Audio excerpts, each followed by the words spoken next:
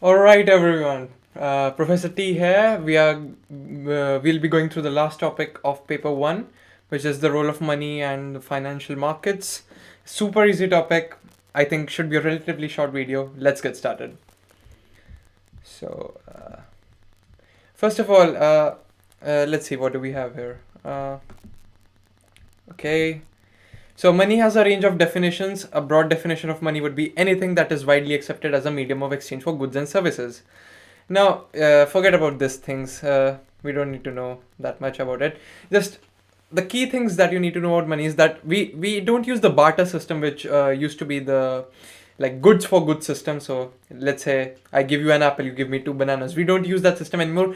It has some problems because it's extremely hard to measure a value of one thing in terms of another.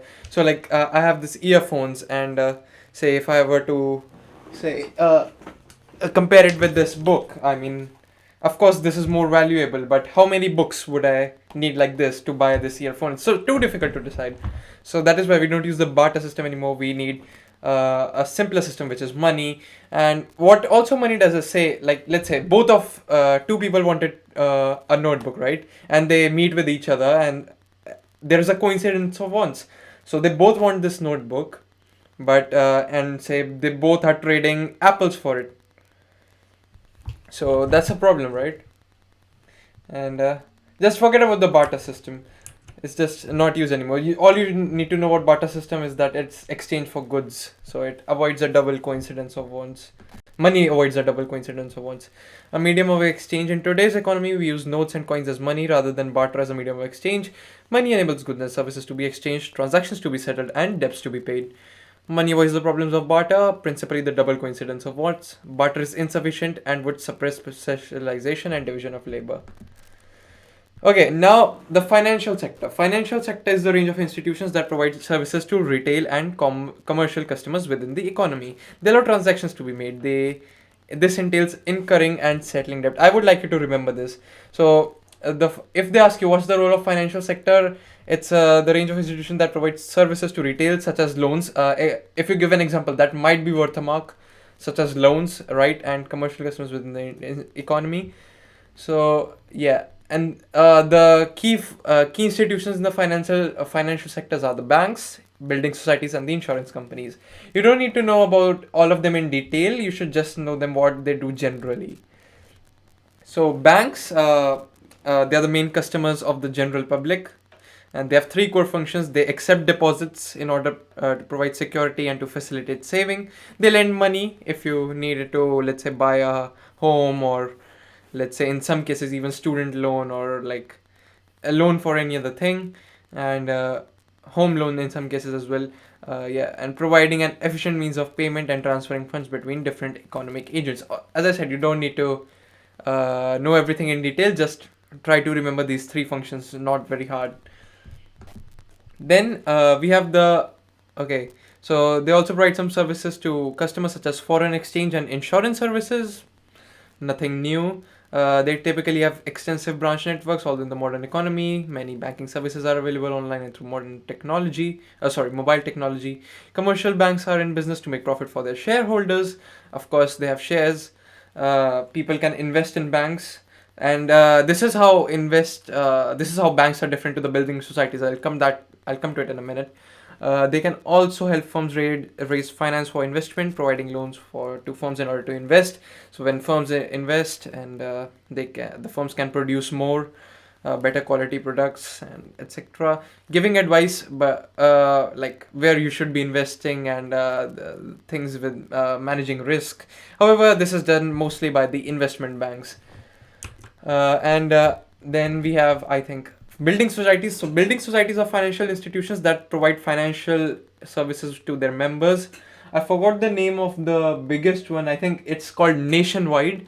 And now the difference between building societies and banks is that banks are usually really big. Building societies may vary in size, and banks have external shareholders. Building societies are just made up of their members, and building societies in particularly like offer mortgages, so which is just a loan for buying property. So hence the name building societies. Although I think in recent times they are beginning to offer a more wider range of services. You can research that if you like, and yeah. So they receive money from members and then they paid interest, and so yeah, they're type of mutual institution or mutual where the firm is owned by its customers. They are a direct competitor to the high street banks. Then insurance companies provide financial protection against loss. Insurance companies, I think everyone knows what insurance companies do. So they provide financial protection against losses. Say, let's say your house or a car gets damaged or is like stolen, something. You get money in return, a good value, as compared to the worth of your car. However, before that happens, in return they are paid a monthly premium. So say, let's say you have an insurance for, let's say, 10 years, right? Every month you would have to pay a certain amount of deposit, so that your insurance is in place, it does not expire. This provides peace of mind for those taking out the insurance policy, so they don't need to worry about damages because they know they'll get the insurance. And yeah, that's basically what you need to know about them. Then interest rates. I'm surprised interest rates is in this topic, but okay, it should not be too difficult. Interest rate is the cost of borrowing or the reward of saving.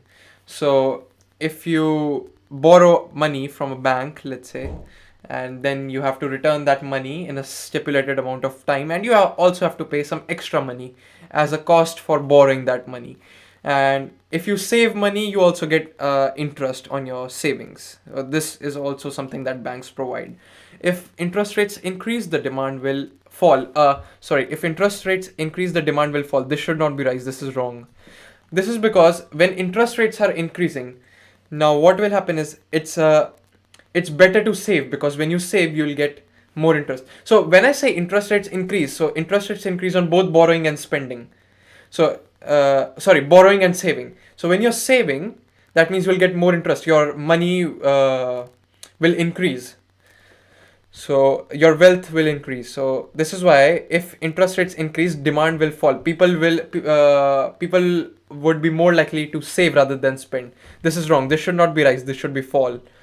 So the cost of borrowing is more expensive, so demand falls. This is correct. And saving becomes more attractive, so spending falls. Yes. If interest rates decreases, demand will increase. This should not be fall, this should be increase. The cost of borrowing is less expensive as written here, so demand rises. Saving becomes less attractive because you're not gonna get more money on that on the money you are saving. So better to spend it and get some assets maybe. There are a range of there are a range of interest rates. So Bank of England, bank loans, credit cards, store cards, they all have different interest rates.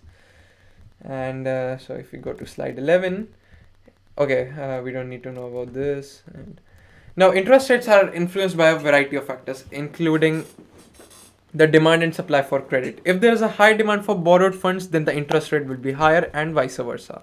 If there is a low availability of funds to borrow, the interest rates will be... Oh wait, what? If there is a higher demand for borrowed funds, then the interest rates will be higher. That's correct. If there is a low demand of funds to borrow, the interest rates will be lower. If there is low demand, then they'll decrease the interest rates in order to encourage demand. Basic law of demand. Banks of England, this is wrong, so this will be lower. Banks of England's base rate, this is the rate at which the Bank of England lend to commercial banks such as Barclays and HSBC, and then in turn the banks lend money to the customers or like normal people. If this increases, these banks have to pay more to borrow money. So if Bank of England increases its rate to which it lends money to the other banks, the banks in turn would have to increase their interest rates for the customers. Then we have this interest rates are influenced by all other factors such as the state of economy. In a stable economy with high levels of employment, demand for funds is likely to be higher as individuals and firms seek to consume and invest.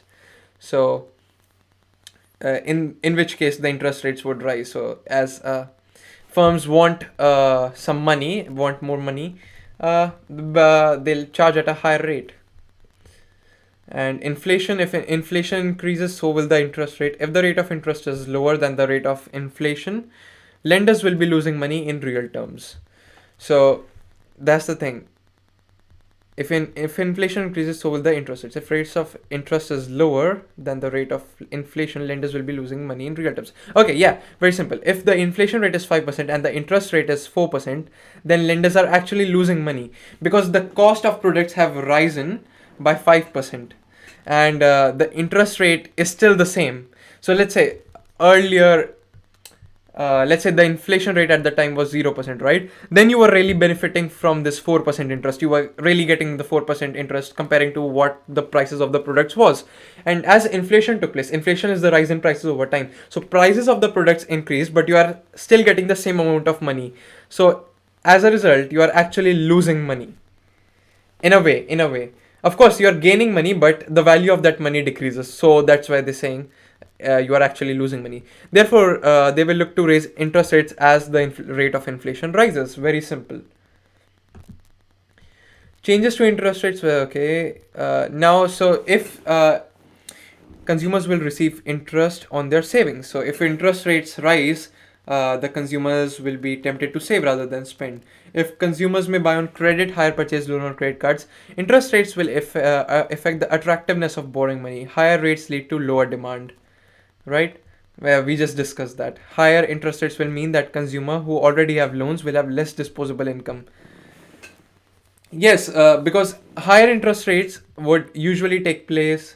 So as we said, in higher interest rates, it's better to spend, right? Sorry, better to save. And if you already have debts to pay, then you are in like some kind of trouble. Higher mortgage repayments lead to a fall in demand for other products because you would be focused on paying the mortgage back rather than spending on other utilities. Now, changes to interest rates will affect the demand for goods and services. Consumers will increase spending if interest rates are low. As interest rates fall, it becomes more attractive. If as interest rates fall, it becomes more attractive to borrow money.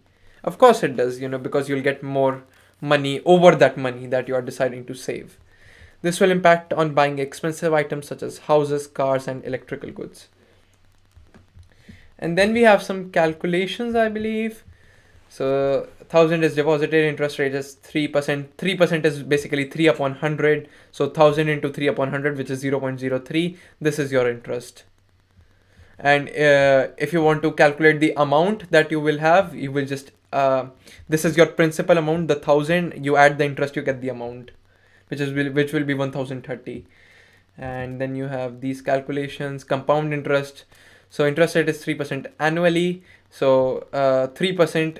So your amount would be 1,000 times 1.03 because 3% is 3 upon 100. You add that to 1, and you get 1.03, and you are getting it for 3 years. So to the power 3. So 1,000 times 1.03 times 1.03 times 1.03.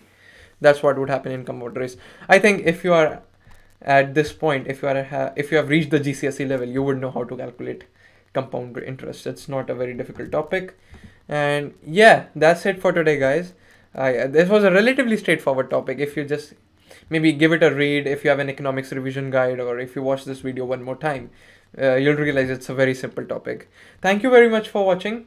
If you enjoyed it, leave a like, subscribe if you want. If you have any questions, as usual, let me know in the comments, or contact me on Instagram. I'll be happy to answer all of them. Thank you very much.